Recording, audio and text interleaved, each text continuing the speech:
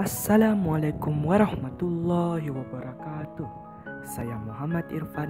Hari ini saya akan menerangkan tentang sejarah KSSM bab 9, Perlembagaan Persekutuan Tanah Melayu 1957. 9.1. Usaha rundingan kemerdekaan. Raja-raja Melayu dan pemimpin yang dipilih rakyat serta British mengadakan beberapa rundingan ke arah kemerdekaan, perubahan di dalam dan luar negara. Selepas Perang Dunia Kedua, terdapat usaha membebaskan negara daripada penjajahan seperti di Mesir, India, Burma, dan Filipina. Rakyat bangkit menentang penjajah dan mencapai kemerdekaan. British beri jaminan untuk membantu penduduk tanah Melayu untuk berkerajaan sendiri secepat mungkin. Pilihan Raya Umum 1955 menjadi asas pembentukan perlembagaan ke arah berkerajaan sendiri. Kepentingan rundingan kemerdekaan antara Raja-Raja Melayu dengan Wakil Perikatan. Tunku Abdul Rahman dan Wakil Raja-Raja Melayu menjelaskan perlunya misi rundingan di London untuk membincangkan pertama, hal keselamatan, kedua, hubungan British Tanah Melayu, ketiga, soal pelembagaan negara yang akan merdeka. Pihak yang memberi sokongan terhadap rundingan Wakil Raja-Raja Melayu dan Perikatan. Pertama, ECC Turai Singgam, Wakil Orang Ceylon. Kedua, Ahmad Boys Tamam, Ketua Parti Rakyat, menyeru rakyat sokong usaha rombongan ke London. Ketiga, pemimpin Parti Negara. Keempat, Wakil Parti Buruh. Kelima, Wakil Kaum Serani. Ahli rombongan ke London. Wakil Raja-Raja Melayu. Pertama, Menteri Besar Perak, Datuk Panglima Bukit Gantang, Datuk Haji Wahab Aziz. Kedua, Menteri Besar Selangor Encik Abdul Aziz Abdul Majid. Ketiga, Menteri Besar Johor, Datuk Muhammad Said Muhammad Said. Keempat, Menteri Besar Kelantan, Datuk Nik Ahmad Kamil Haji Mahmud.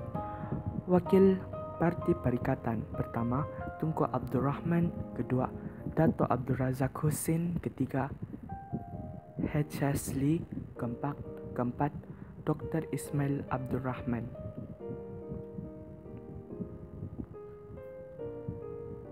Perjalanan rombongan rundingan kemerdekaan ke London. Pertama, Tunku Abdul Rahman berangkat dari Kuala Lumpur ke Singapura dengan menaiki kapal terbang.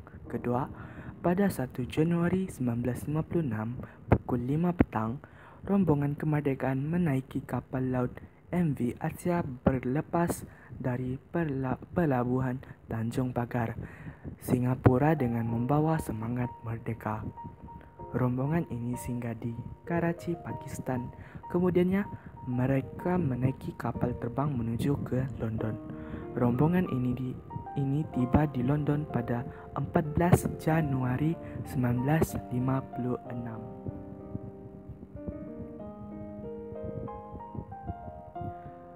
Rundingan kemerdekaan berlangsung dari 18 Januari 1956 hingga 6 Februari 1956. Antara Wakil Raja-Raja Melayu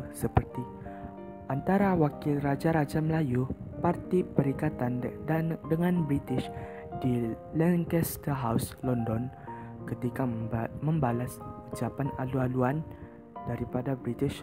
Tunku Abdul Rahman telah menyatakan, rombongan saya sedang berusaha bagi mendapatkan taraf berkerajaan sendiri untuk Persekutuan Tanah Melayu dengan serta-merta dan kemerdekaan penuh pada tahun hadapan. Perkara yang dirundingkan dan disepakati di London. British, ahli majlis eksekutif selain Ketua Setiausaha dan Peguam Negara dilantik oleh Pesuruhjaya Tinggi dengan nasihat Ketua Menteri. Kerajaan Persekutuan Tanah Melayu harus memberikan ganti rugi kepada pegawai British yang diberhentikan. Mengadakan perjanjian pertahanan dan bantuan bersama antara Persekutuan Tanah Melayu dengan British. Pihak British dan Commonwealth akan memberikan bantuan seperti pertahanan dan Persekutuan Tanah Melayu. Perwakilan Tanah Melayu menghapuskan jawatan Setiausaha Kewangan dan digantikan dengan Menteri Kewangan, menuntut agar Menteri Al-Ehwal Ekonomi hendaklah dalam kalangan rakyat Persekutuan Tanah Melayu, menginginkan Menteri Pertahanan daripada rakyat Persekutuan Tanah Melayu menggantikan pengarah gerakan yang disandang oleh pegawai British. Menuntut tarikh kemerdekaan tidak lewat dari 31 Ogos 1957. Berunding tentang isu suruhan jaya pelembagaan, kewangan, keselamatan dalam negeri dan perkhidmatan awam. Sambutan bersejarah di Melaka.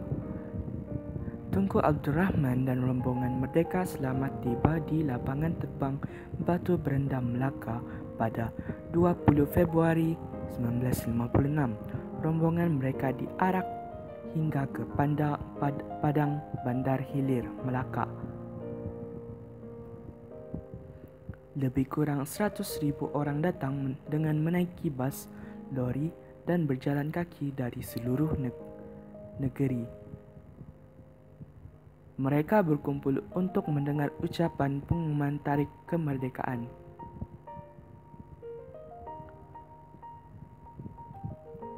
Tunku Abdul Rahman memaklumkan bahawa melalui perjanjian kemerdekaan negara kita akan diberikan kemerdekaan pada 31 Ogos 1957.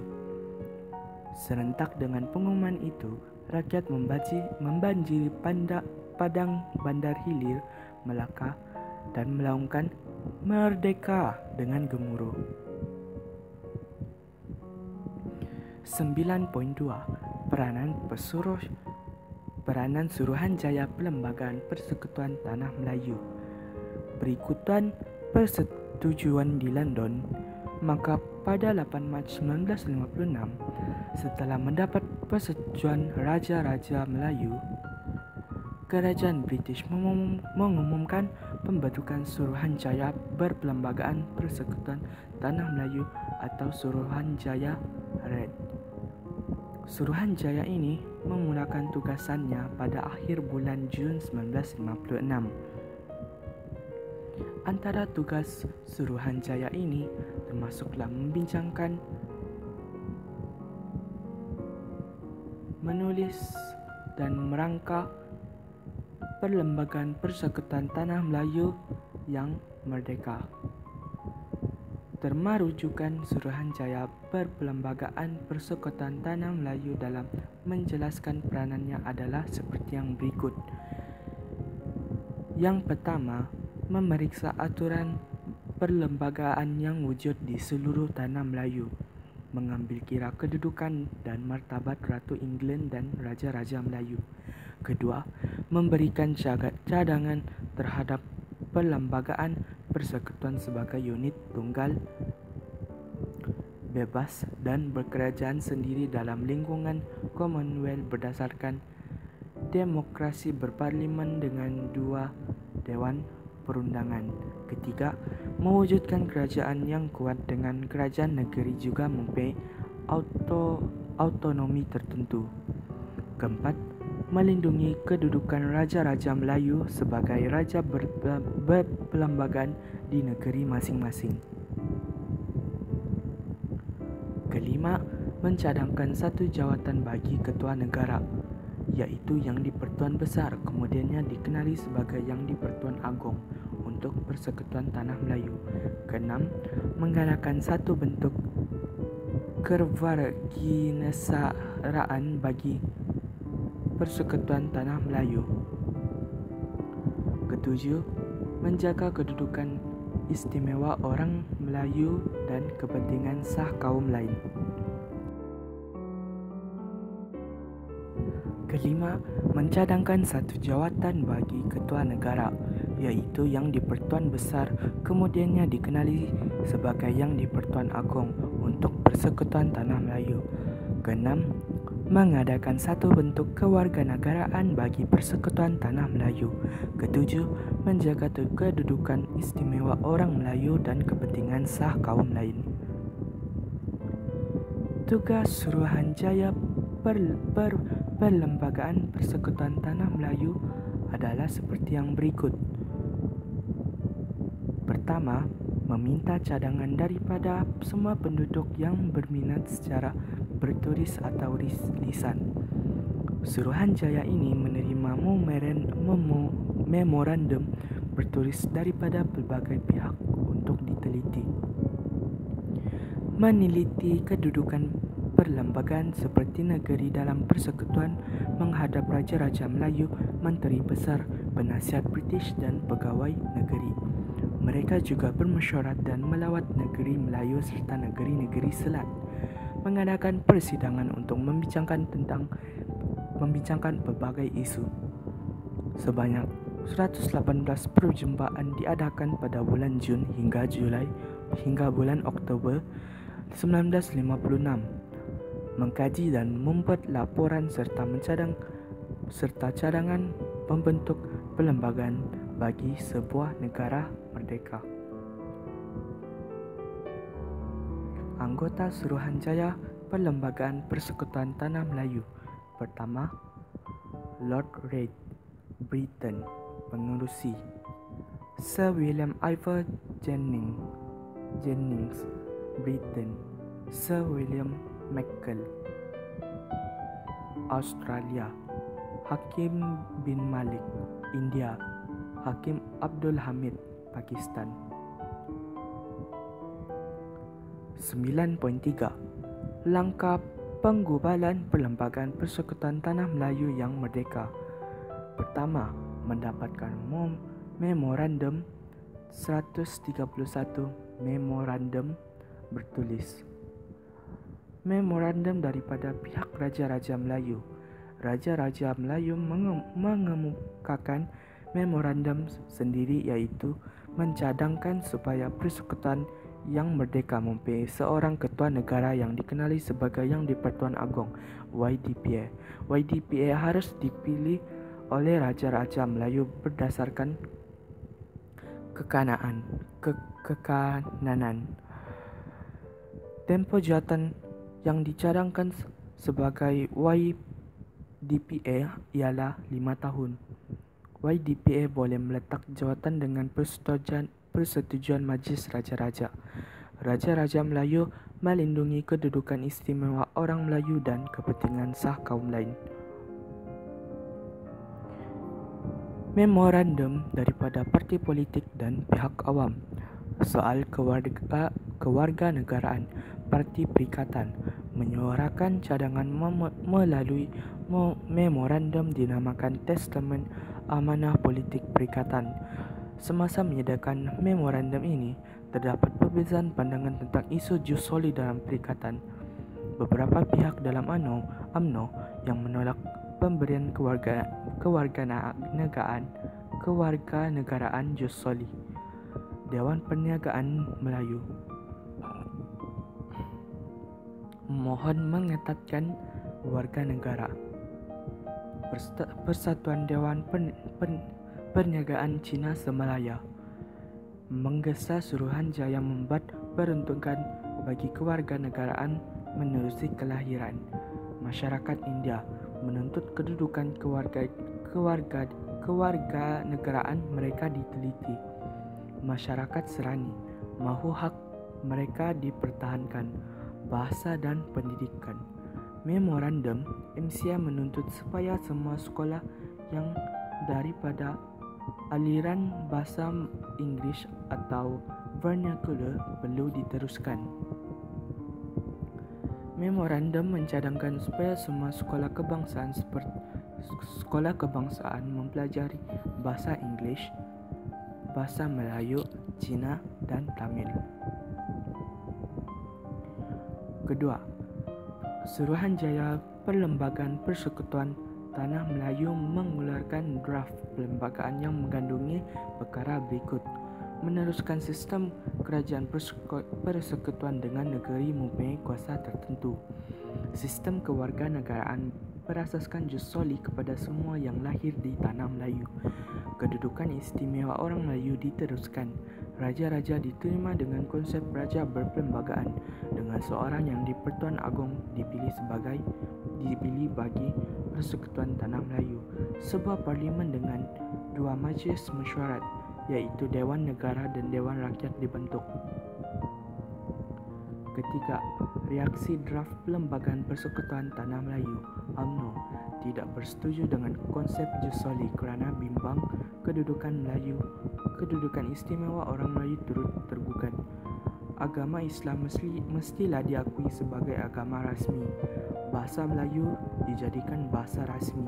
Parti PAS mengkritik soal kewarganegaraan yang dianggap tidak menjaga kepentingan orang Melayu.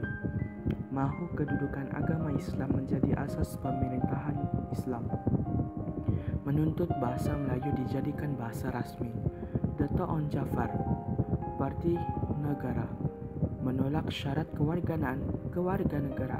kewarganegaraan yang longgar. Parti Negara PAS dan Parti Rakyat mengadakan kongres pada 4 Mei 1957 hingga 7 Mei 1997 untuk membincangkan draft perlembagaan. Pertubuhan Cina ingin menjadikan bahasa Mandarin sebagai bahasa kebangsaan. MIC mahu syarat kewarganegaraan dan penggunaan bahasa Tamil diberikan perhatian. Keempat, kunjungan ke London 9 Mei 1957.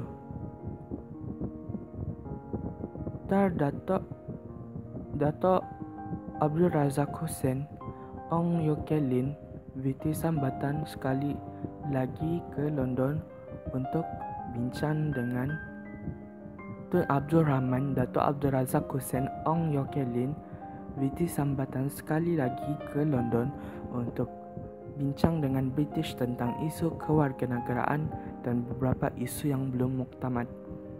Beberapa perubahan dan pindaan dibuat pada draft perlembagaan. 5. Hasil pindaan. Hasil pindaan disembah, berkenan dan dibincangkan dalam majlis raja-raja. 6. Draft dibahaskan 10 Julai hingga 11 Julai 1957. Draft dibawa ke Majlis Perundangan Persekutuan untuk dibentangkan dan dibahaskan. 7. Kelulusan draft. Draft diluluskan. Draft Perlembagaan Persekutuan Tanah Melayu akhirnya diluluskan oleh Parlimen British di London, kemudian oleh Majlis Perundangan Persekutuan pada 27 Ogos 1957. Rang undang-undang diluluskan, maka Perlembagaan Persekutuan Tanah Melayu pada 1997 dikuatkuasakan pada 31 Ogos 1997. Rumusan kerajaan penggubalan perlembagaan membuktikan bahawa permufakatan mampu membawa kestabilan negara. Sikap terbuka dengan menerima pandangan daripada pelbagai pihak mampu perlu dipertahankan agar negara kekal maju dan harmoni. 9.4 Perjanjian Persekutuan Tanah Melayu. Pengalaman raja berperlembagaan dan sistem demokrasi berparlimen. Pemilihan seorang raja yang di-Pertuan Agong yang dilantik dalam kalangan raja setiap 5 tahun sekali merupakan satu keistimewaan. Hal ini termaktub dalam Perlembagaan Persekutuan 1997 seperti yang berikut. Kedua, kewarganegaraan. Setiap orang yang dilahirkan dalam persekutuan pada atau selepas hari merdeka akan menjadi warga negara. Kewarganegaraan diberikan dengan 3 cara. Pertama, melalui penguatkuasaan Undang-Undang Perkara 14. Kedua, memohon didaftarkan sebagai rakyat Perkara 15. Dan ketiga, memohon untuk menukar kewarganegaraan atau naturalisasi Perkara 19. Perkara ini dapat dilihat dalam Perlembagaan Persekutuan 1957. Ketiga, kedudukan istimewa orang Melayu dan kepentingan sah kaum lain. Semua rakyat mempunyai hak dan kewajipan yang sama. Rakyat Melayu diberikan beberapa keutamaan dengan mengambil kira status mereka sebagai rakyat asal tanah Melayu. Hak untuk masyarakat lain tetap dipelihara dan dilindungi. 4. Kedudukan agama Islam. Agama Islam adalah agama persekutuan. Agama lain boleh diamalkan. Kelima, kedudukan bahasa Melayu. Bahasa Melayu sebagai bahasa kebangsaan, bahasa pengantar, dan untuk bahasa komunikasi. Rumusan Perjanjian Persekutuan Tanah Melayu 1957 mencerminkan permufakatan telak ansur berbagai pihak. Kita haruslah menjunjung prinsip keluhuran perlembagaan supaya negara kekal aman dan berdaulat. Permufakatan antara wakil Raja-Raja Melayu dengan pemimpin negara dalam usaha memperoleh kemerdekaan menampakkan hasil. Sekian, terima kasih.